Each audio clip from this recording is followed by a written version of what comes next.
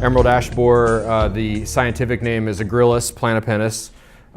There are other beetles in that genus that are native to North America, but this is an Asian beetle that we're talking about. From here on out, I'll abbreviate it EAB because I get tired of saying emerald ash borer, emerald ash borer, emerald ash borer. EAB as an adult is a metallic green beetle. Don's going to pass around some cards. You can take one as they come around if you'd like. They have great life-size photos of what we're looking for. Because this is an Asian beetle, our native ash trees have not co-evolved and adapted defenses against the beetle. So most wood-boring insects require a tree to be circling the drain, so to speak, at least declining and stressed for some reason before they can really take hold. But with emerald ash borer, they will go after perfectly healthy trees. And as soon as the beetle is in this area, it is going to kill the vast majority of the ash trees that we have. One saving grace, I guess, is that it is so specific to ash trees particularly. They're not going to venture outside of that family of plants much. Lilacs, privet hedges are in that same family of plants. I don't know that they've been confirmed in those smaller shrubs that are in the same olive family, but that is a possibility. As I mentioned, it's from Asia, and it was initially found in the Detroit area in 2002. At that time, it was deemed that it had been in the area anywhere from 6 to 8 years. When the beetle, we talk about an ash mortality curve when we illustrate the beetle coming in and infesting an area. That's about a 15-year time frame that we go from zero mortality to 95-98% of your ash trees gone. Okay, so that comes on pretty quickly. The mortality snowballs. The first 4 years, you're looking at maybe about 10% of your ash lost. And the next 4 years is going to be the next 70% of your ash trees. That's that crescendo of the bell curve where the population has increased so much that there's plenty of beetles out there that are currently infesting trees that are going to start to decline. Part of the problem is that emerald ash borer is not going to kill trees as quickly as we might like. So when it's tree services that are finding a dead tree with symptoms of an emerald ash borer infestation, usually the beetle's been in the community for 2 to 5 years or so. So they always seem to have a jump start on us if we're not out looking for more early stage symptoms that are more difficult to find, as I'll explain a little later. Firewood and packing materials are the two ways that the beetle moves rapidly through the country. As an insect itself, it's not going to stray too far from the buffet. Maybe 2, 3, 4 miles any one adult will travel looking for a new food source. So that would be a pretty slow creep in and of itself across the country. It's really the interstate and railroad and shipping corridors that we create that spread the beetle more rapidly.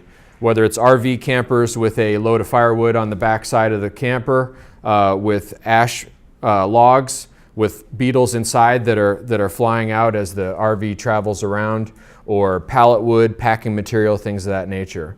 As long as we have this intensely globalized economy and it's cheaper to buy birch from China to build cabinets out of rather than go get it in Wisconsin, this sort of thing is going to be more par for the course than it used to be. So that's where the education efforts really come into play, because as humans being the vector for the bug really spreading rapidly, education can play a role and slow things down a bit.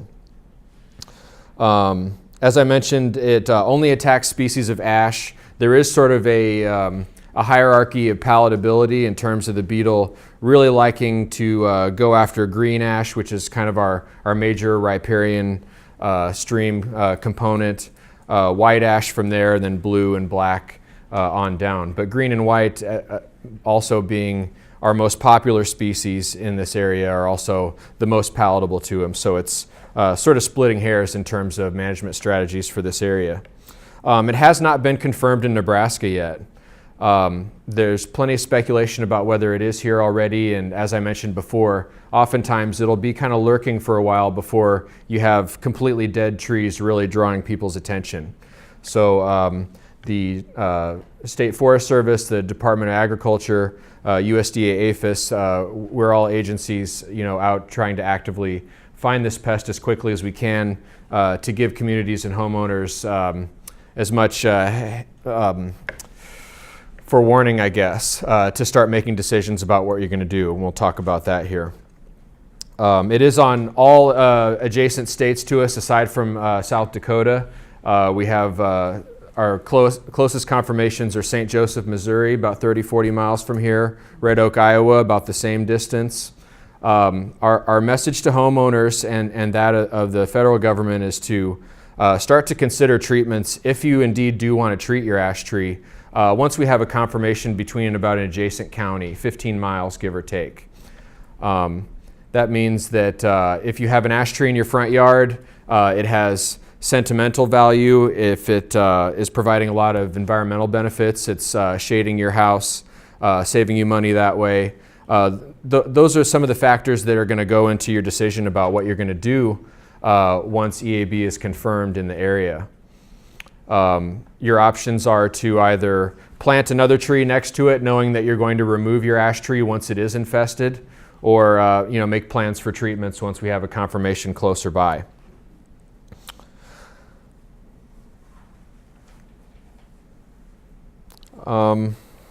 Trying to think of, there's plenty to talk about here. Again, I really kind of want to get to more of a discussion-based portion of this as quickly as possible. I've got plenty more to say, but I guess my main message as it pertains to emerald ash borer is that this is going to be a big problem once it's here. Here in Omaha, statewide, it's estimated we have about 44 million ash trees, about 1 million of those within Nebraska communities. That can amount to anywhere from 8 to upwards of 15-20% of the community forest in a given community. When you get into central Nebraska, as the palette of trees that can be grown starts to diminish, and ash is still one of those that can be relied on, it's relied on very heavily. And so when you consider a community facing the loss of 15-20% of its trees over 15 years, above and beyond the annual removal tax burden that you already have, it's going to be a real problem figuring out how to deal with that. And for what it's worth, we are working on reinstating a legislative bill, 461. It was originally put in place in '97 when we had the snowstorm to release state funds to be distributed to communities to kind of get the streets and stuff cleaned up and get everybody's power back on after that calamitous sort of ice storm that we had that dropped a lot of trees all over the place. So with 461, we would be looking to reinstate funds that the Forest Service would allocate to communities impacted by emerald ash borer to help with not only removal costs but replanting efforts as well. The removal and the mortality is going to be enough of a problem. It's going to be even more difficult to keep people positive and focused on replanting efforts when there's so much other work to be done. But really that's the key. After Dutch elm disease sort of devastated our street trees over about 2-3 decades, mid-century, ash and silver maple were two trees we kind of turned to in big ways for street trees. And so we still haven't really got that diversity message down, and we like to put a lot of eggs in just a couple baskets to our detriment. So had we not relied as heavily on ash as we had, this wouldn't be a threat to such a large component of our community forests. So I get the question all the time, what are we going to replant behind this? And the answer is everything. There isn't. I'm not going to give anybody a short list of even half a dozen trees that we should be planting. It's got to be diversity in a big way. As I mentioned, globalization is only going to bring us some other potential Achilles heel for another tree that we rely heavily on. So with that, I'll just kind of open things up to questions and see what you guys think about all this.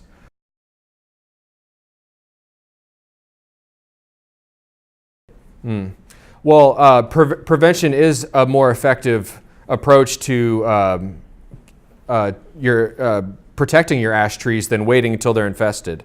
When you have canopy thinning under about 30% of the whole tree canopy, you'll still get a tree that's pretty responsive to treatments. So you can kill the ash borer?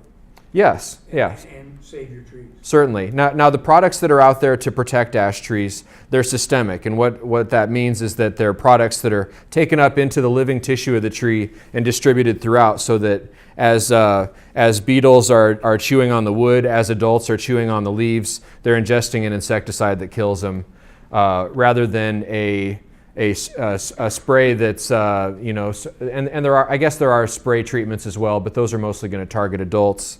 It's the larvae that are really doing the damage to the tree. It's the little grub-like life stage of the beetle that's they're feeding on the live tissue right under the bark.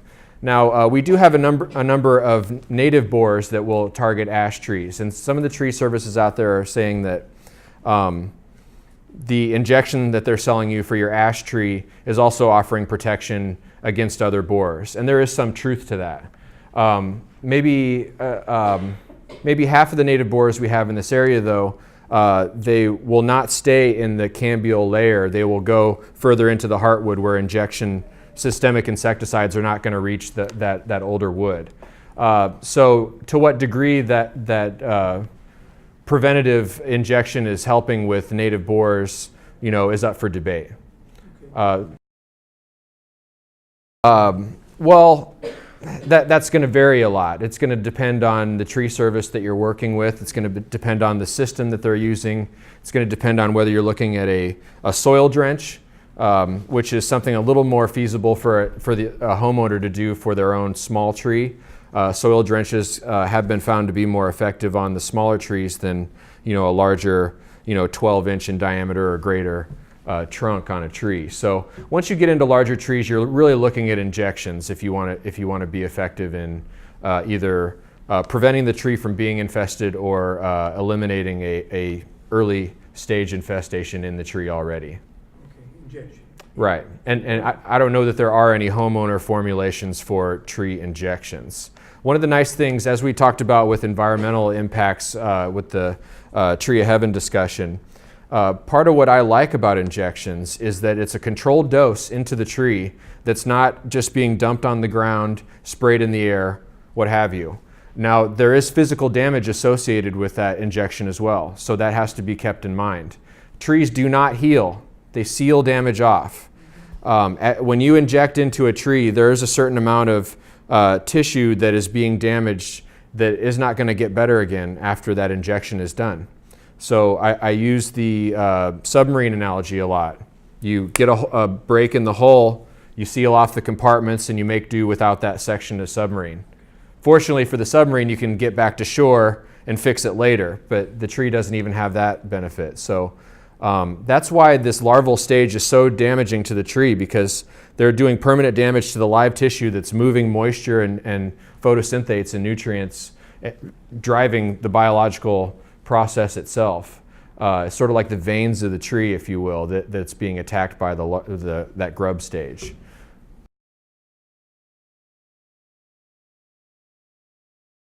Injection. Squirrels have been known to gnaw on the top sides of branches sometime. I think probably when they're hard up for moisture, Josh. Yeah.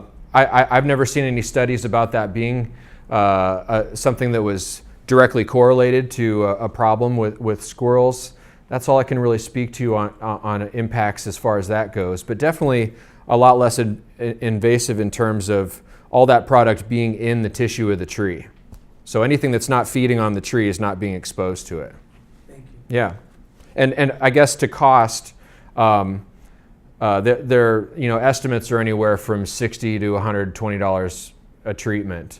Some formulations are good for 2 growing seasons, others just 1. The main thing you want to ask yourself is, do I want to have a tree on life support forever?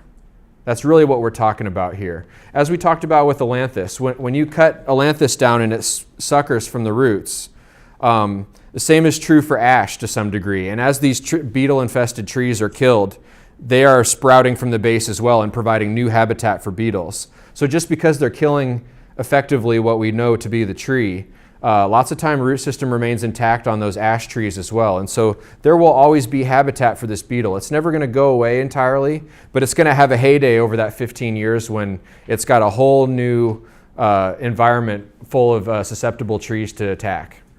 Yeah.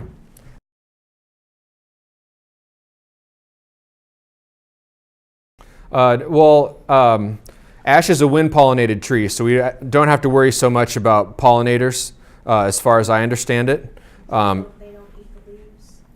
Well, no, I just mean in terms of pollinators visiting the flowers, sort of like the concerns we have with colony collapse. Caterpillars eating the leaves?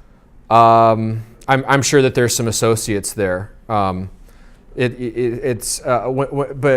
what you're talking about, I think, is more addressing emerald ash borer in a native stand. And I don't know that injections are ever going to be used on that large scale basis. It's just not financially feasible.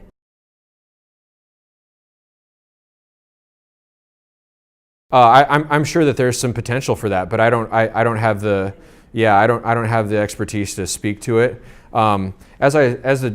This gentleman I spoke to earlier before we started the meeting, these kind of things, I equate them to chemotherapy. You know, chemotherapy is awful on a human body, but sometimes it's the lesser of two harms that are going on. And so whether it's harm to the tree or harm to other organisms associated with that tree, there's always a balancing act and decisions to be made on priorities there. So I don't have a lot of clear answers on that, but I'm sure that research has been done, and it would be something that we could track down.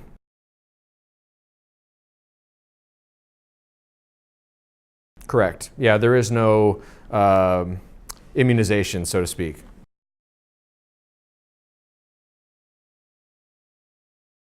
Because the money that you're spending on the treatments, weighed with the likelihood that your tree is the first one with beetle number 1 when no one else has found it yet, is so small that it just doesn't really make sense until you have the proximity where it's much more likely that your tree is threatened than it was before there was a confirmation.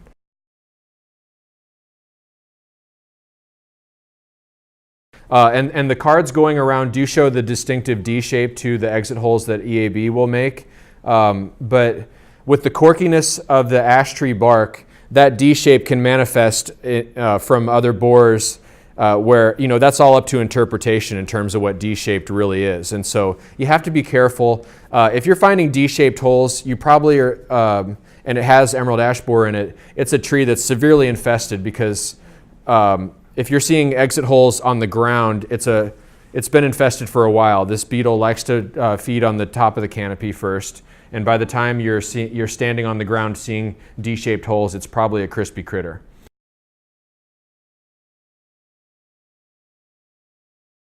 Yeah, because it's usually about 6-inch spacing that those injections are done on around the trunk, and that's what determines the price that you'll be quoted on the treatments, is the size of the trunk, the amount of product that needs to get put in it, and the time that it takes to do that. So as you wound that tissue, then you're going to have to move on to new tissue the next time that the injection needs to be done, and on and on. There is a point where you might start to lose ground on the efficacy of those treatments, but that's definitely up for debate depending on who you're talking to.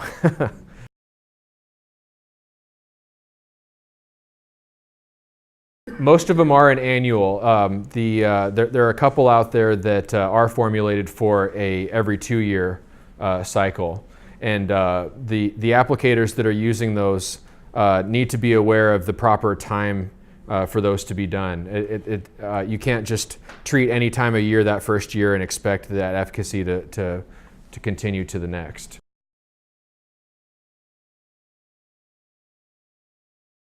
As with most tree questions, it depends.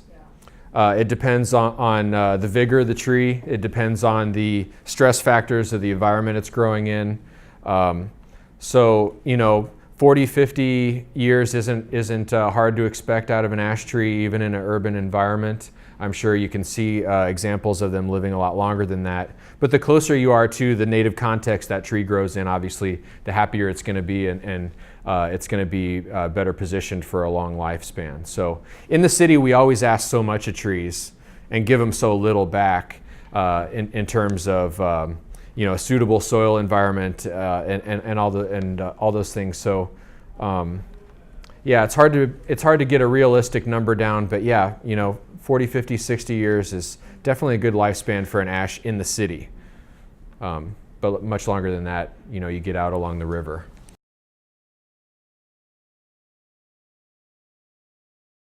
We actually did a little bit of a interagency search for EAB, and we do that from time to time. But one of the problems that we came across, especially when I was looking around in downtown Omaha, where we have our interstate corridors coming into town, the zoo, the Quest Center, lots of traffic from out of state. Urban stress predisposes those trees to our native borers, and combined with the hail damage that a lot of them have from a couple of years back, it's a needle in a haystack looking for the specific EAB symptoms in those trees. So those sort of things are really derailing our efforts to find early stage symptoms and catch that tree before it's just completely dead and moved on, and the cat's out of the bag, so to speak. So I guess lessons learned. On the community level, it's identify where your ash are in the community that you care for, evaluate the condition of them, and start removing any that are of poor quality now while you have the budget for it. That's my big message, because you're going to have any community with a significant portion of ash that they've planted is going to have a whole lot of mortality to deal with and budget for down the road. So anything you can do to mitigate some of that while things are still kind of business as usual is very helpful and minimizes that snowball getting bigger faster. So I guess that's the big one. But really, most homeowners, if some's good, a lot's better. And so part of the reason we're so adamant about this 15-year message is because we don't want hordes of people going to the garden center and buying stuff and dumping it on the ground when we really don't need to be doing that just yet from a statistical probability kind of standpoint, and that gets into the environmental impacts that many people may not be quite as sensitive to as some of us are. So those are probably the big ones I'd share.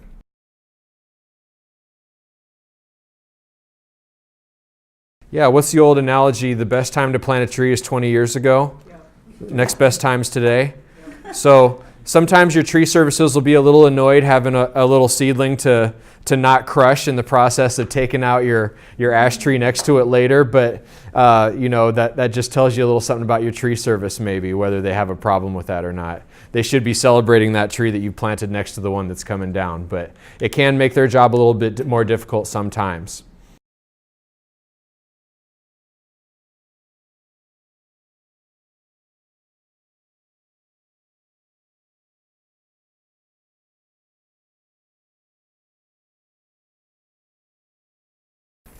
Hello everyone, thank you for coming out on, as Don said, this beautiful Sunday afternoon.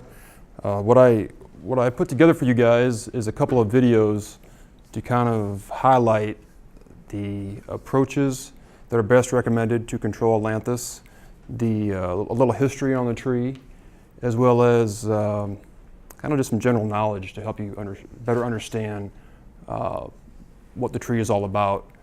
After I show these couple of videos, I can kind of open it up for questions and answers.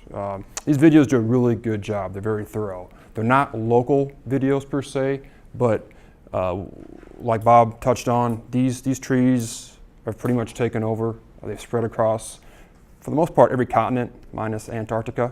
So there's really no place in the last 400 plus years that they haven't touched, they haven't reached, and they haven't just stopped continuing to reach. Some of the talk you'll notice doesn't exactly apply to this region, but the general message does apply. The impact definitely applies everywhere. Tree Heaven is a tree that can grow 20 to 30 feet. It grows in full sun or shade. Tree Heaven likes to grow in disturbed soils, field edges, roadside banks, spray lines, urban areas. It's a pretty hardy plant. It'll grow in a lot of different soil types. It's really drought tolerant, so even the driest soil it thrives in. Tree of Heaven is most identifiable by its leaves. This is one leaf from a Tree of Heaven. It's a compound leaf, meaning it has lots of little leaflets. Each one of those leaflets has smooth edges on it, as opposed to having toothed edges like some of the lookalikes. Also, the bark is pretty smooth on it, and when the tree is broken, as you break a leaf off or snap a twig, it'll create a strong smell. It kind of is reminiscent of rancid peanut butter. Tree of Heaven got its name due to its quick growth habit. It can, within just a few years, it can shoot above all other tree seedlings to dominate the sunlight.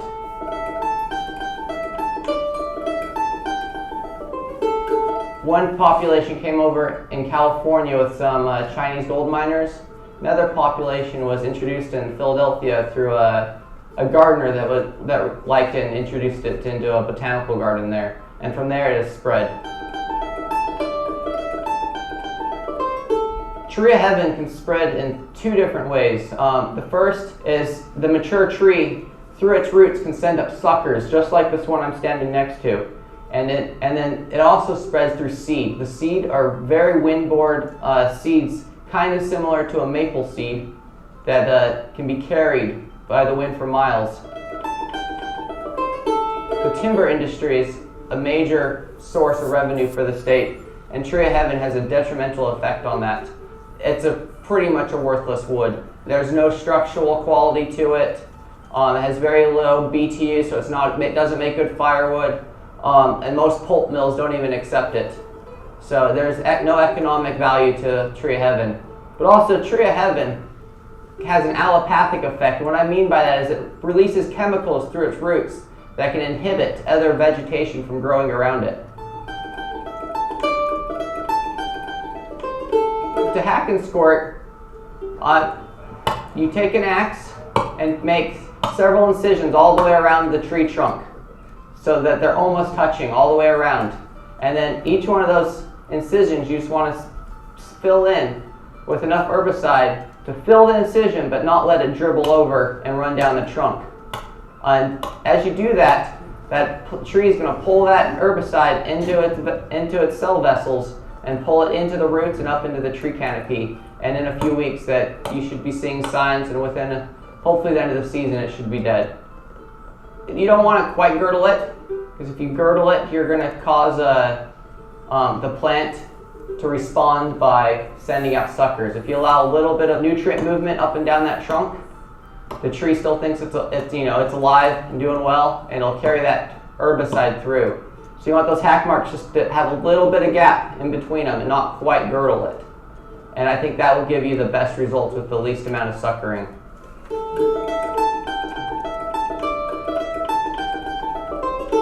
One is just what I saw another field crew do. They were treating power lines to keep the power lines clear of vegetation, and they came in and mowed down.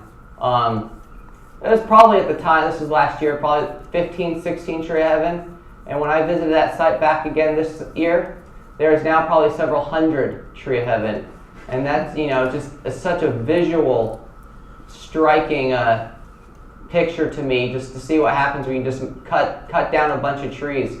And the response that those Tree of Heaven has to keep surviving is to send up these numerous sprouts that just take over. It looks like a jungle now.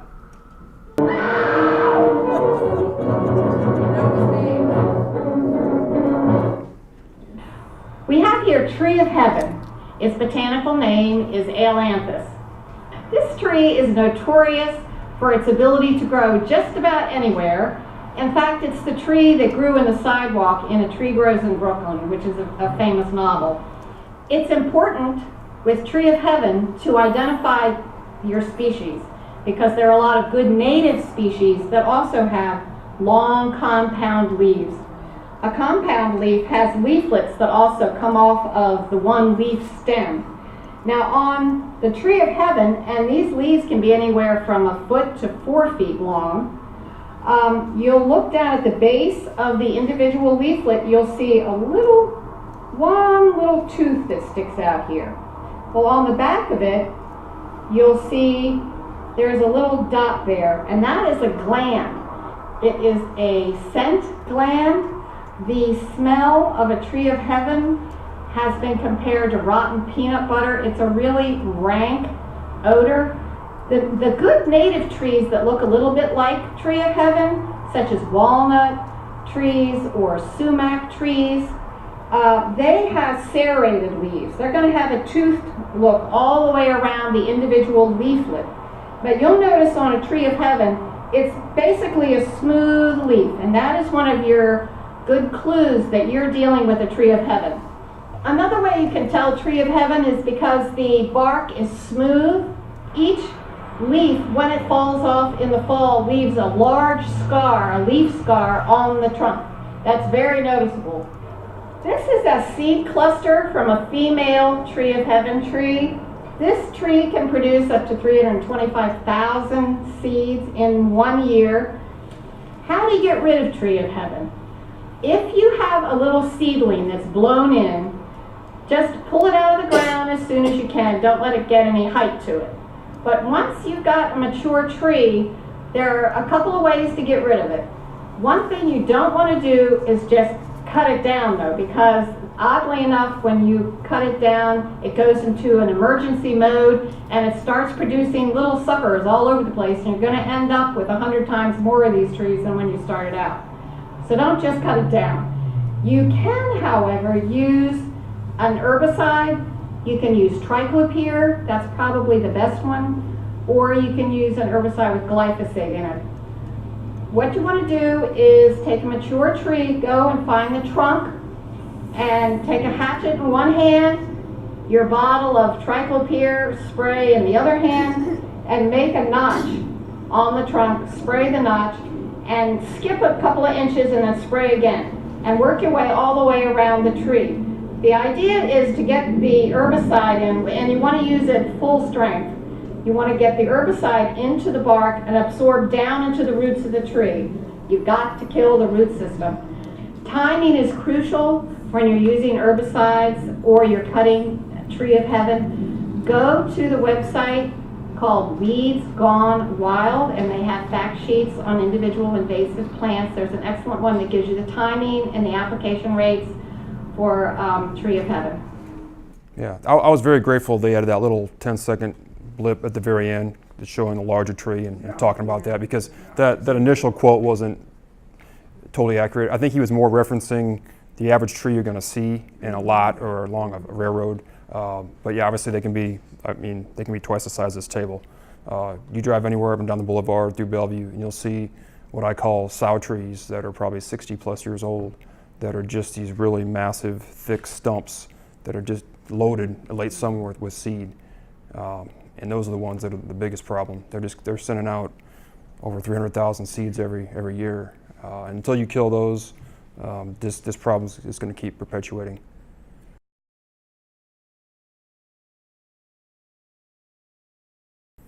You could. The thing that we're trying to be more alert or considerate for is obviously your insects, your pollinators.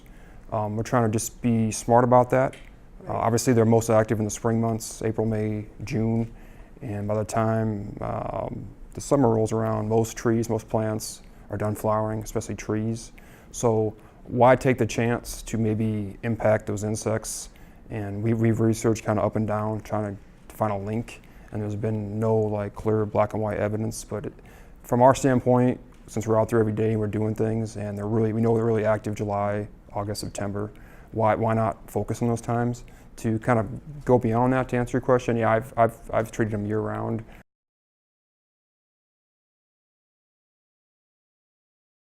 We're definitely conscious of that and aware of that, and try to basically be smart about our actions. But the winter months, I mean, those are nice because obviously you have no bugs, you have no kind of human problems or things that we as people don't like to encounter, maybe so much or at all. Obviously the tree is sleeping, so you might have a less impact, less chance of having such a 100% success. But a lot of that has to do with maybe the size of the tree, and then And it's always a good idea to have a follow-up. I mean, I don't just go in the woods if I know there's a cluster and just write it off and never come back in 5 years. I mean, I'm gonna check that tree next spring, I'm gonna check that tree in a year, make sure that I did get it. And sometimes I just give them a bad stomach ache. They just don't feel good for a few months, but they don't quite die. Or you'll just have a few of the top branches dead, but the one side's still alive. So every treatment, depending on the timing, is very critical. But if you're smart about it and do that summer time period when the tree is most vibrant, and that one gentleman quoted, or the lady, she uses full strength. I don't totally agree with that. One, it's a waste of money. It's just not needed that strong. That chemical is so specific, so geared towards leafy woodies. It doesn't harm grass. You can spray it right on your nice lawn and it won't impact it at all. It just targets woodies. So it's great for that purpose. And you can water it down to the weakest compound to 100%. In some cases we use 50% water instead of diesel, depending on the application. You have a lot of flexibility.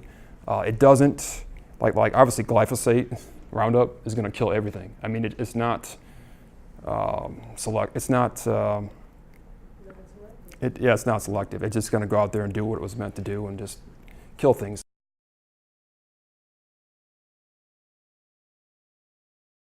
A lot of it's just common sense. I mean, obviously, rubber gloves, like thick gloves would be good. That like your almost like they sell chemical gloves in most TSC, Tractor Supply, or farm stores. Even Menards, you'll get gloves that go up to your elbow. Obviously, if you want to be careful, you could have a mask on, safety glasses. The beauty is when you're using it in such a small manner as a spray bottle, it's just a very limited quantity. You're not aerial spraying. One of the videos I found from the West Coast, they had a stand twice the size of this room, and this shows these guys just spraying, just going like this with a wand for 10 minutes. I mean, you couldn't get me to do that for all the money in the world. So this way, it's very, very direct, very limited, and obviously use common sense. Like in a day like this, when you got 30+ mph gusts, I wouldn't recommend doing it, even though your impact zone is only inches and you're right there. Just be smart about it. Obviously, if you know it's going to rain at 4 o'clock and you go out at 10 in the morning, probably not the best scenario. Pick 2 or 3 day nice window like today where it's 60+ degrees. And when you get in the summer, those sunny, warm days, plants across the board are most active, most happy, most alive. So you want to pick those days because you're going to do the most good, be the most efficient. A lot of it's just common sense, learning about it, thinking about it, applying it, and being smart. To kind of go, or to touch what you were asking on earlier, Triclopper is kind of like the generic name.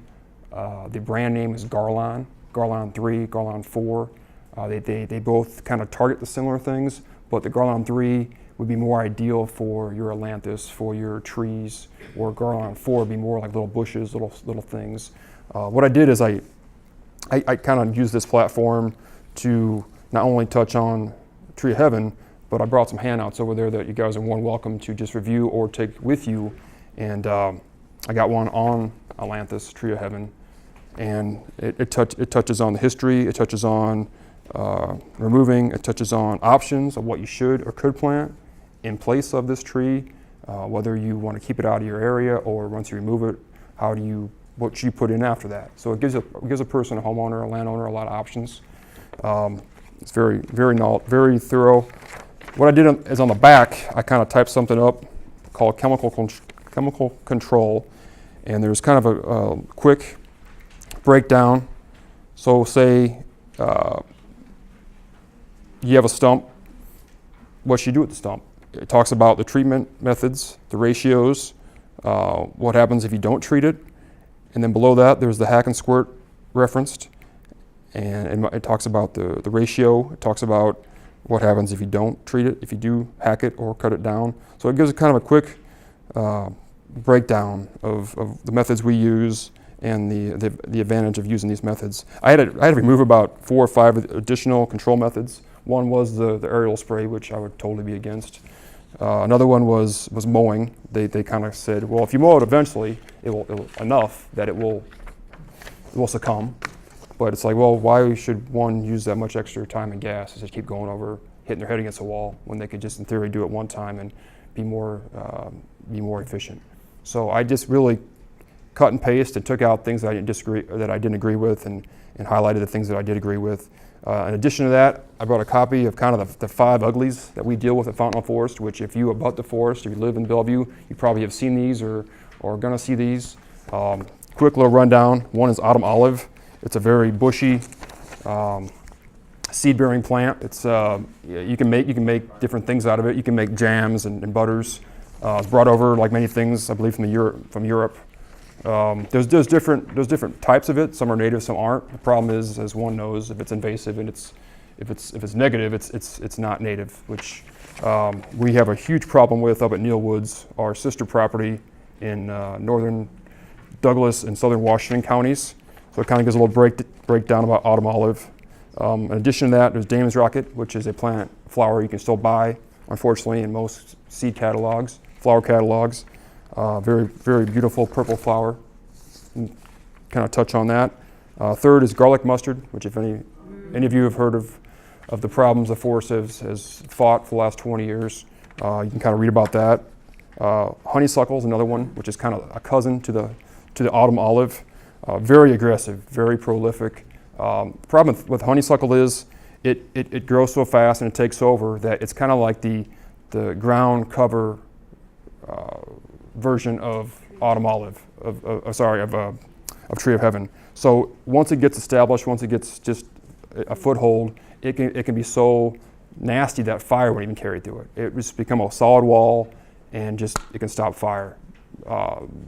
Beyond that, when you do remove the plant, there's just a bare soil. There's no other vegetation. It becomes what is known as a monoculture. It's just a standalone plant that doesn't really offer any viewing pleasure, much for animals, much for anything. It's the only thing out there. And in nature, one thing is never good.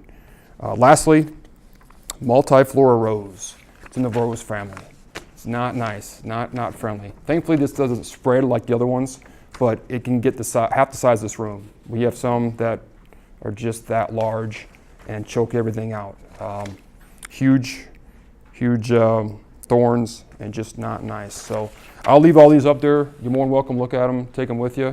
If you run out, we'll try to get you guys some copies. But I think between these two, they're very helpful. Lastly, this is a very new problem that we just started noticing at Fontenelle. If you're familiar with the Wakanda area, the Boy Scout camp, this area is kind of taken over that camp. It's called stilt grass. It only gets about knee high. ST, like stilts, like you're elevated. Stilt grass. Kind of gives a little breakdown on how you can tell it apart from other plants. There's a little map of the region, and the closest area to us on this map is central Missouri. Well, now you can add Bellevue. And like many things, it doesn't take long for things to jump and to move. And when most of these maps are only updated every 5 or 10 years, that's a big enough window that you can't keep up on this. So I just wanted to touch on that briefly, since I know you guys are here obviously because you care and we want to learn. And these 3 guides will help you in that endeavor. Beyond that, can I answer any more questions on Tree of Heaven specifically?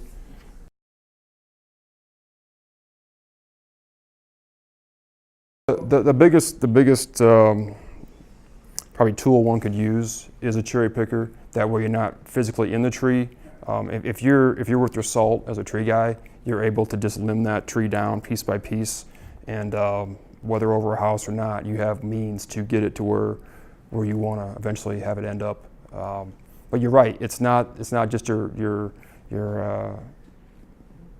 throw it up and hit it out of the park tree. It's got a lot of issues and things you got to take into consideration. And because of that, a lot of guys don't want to deal with it, because I'd rather work on an oak tree myself over an Atlantis any day, because I feel a lot better about that. But at the end of the day, they got to do what's best for them, and you guys got to just keep, unfortunately, making phone calls and researching and be proactive on it, because this problem isn't going away, and it's just going to keep spreading. Yeah, there's obviously several parts of Jewel Park and Fontenelle Forest of remote areas that you cannot get equipment to. So because of that, when they're 3 feet high or waist high, we kind of have a running competition amongst us rangers to see who can pull the biggest tree out. And obviously there's times you try to tackle a tree that you wish you hadn't. But when they're knee to waist high, I mean, get 2 hands and get low, you can ruin their day. And that applies to most invasives. You get to them early enough, you can get on them. So that way you're not using herbicide, you're not taking extra dollars out of your pocket, and getting some little exercise. Just be smart about it. And obviously you know about that first second if you're gonna get a tree or not, because your average tree doesn't have to be, you ever pulled an elm tree before, they can be foot tall in a fence line, and you're not pulling that sucker out. Or with an ailanthus, I could grab it with one hand and it's out of the ground. Josh, with the seed bank that those big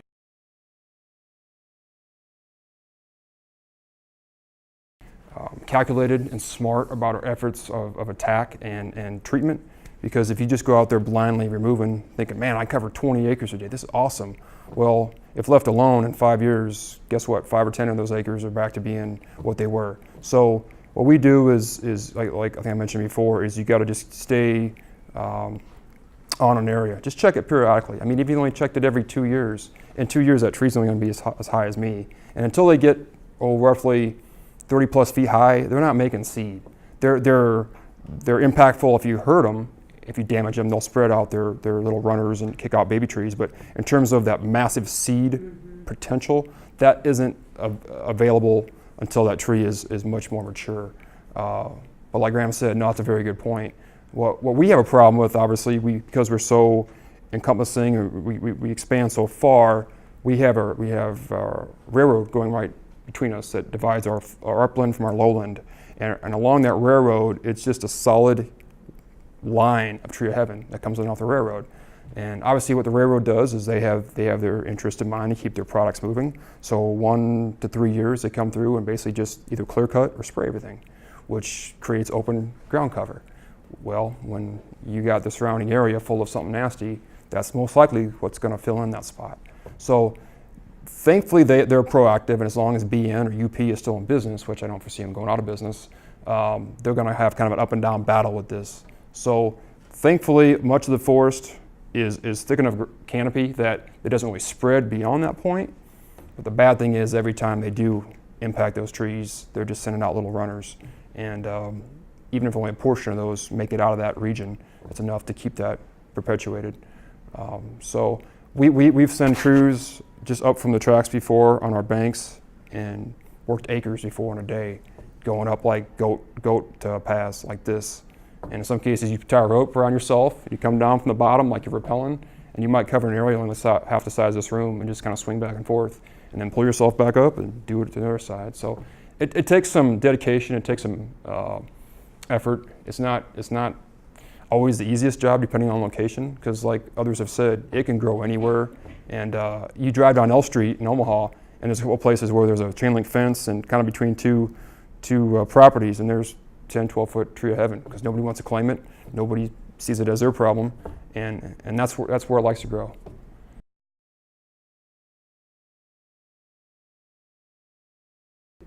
Yeah. Thank you for bringing that up.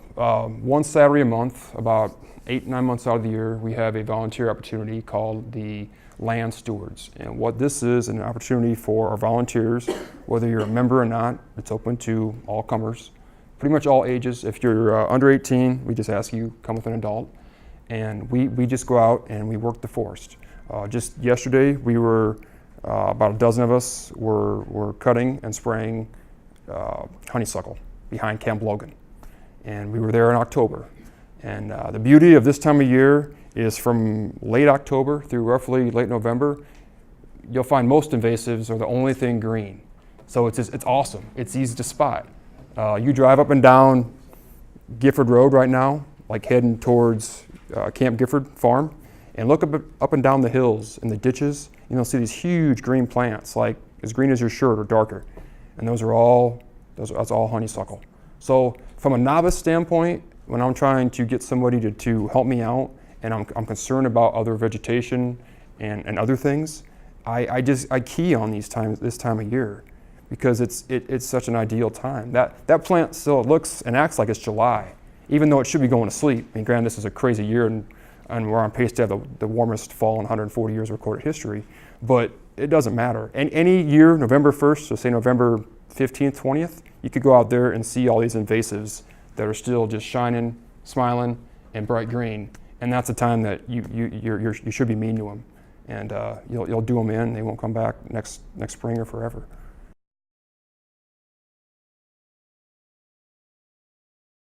You can. Obviously, birds are protected, and they have their own favorites and own ideas. And your birds right now that are coming through, like your robins, and your winter birds like blue jays and nuthatch or chickadees, and most of your mid-range birds, blue jay size, they love even woodpeckers. I mean, something when times get really tough, you go to the lowest hanging fruit. You go to the most easiest thing to eat because it's there.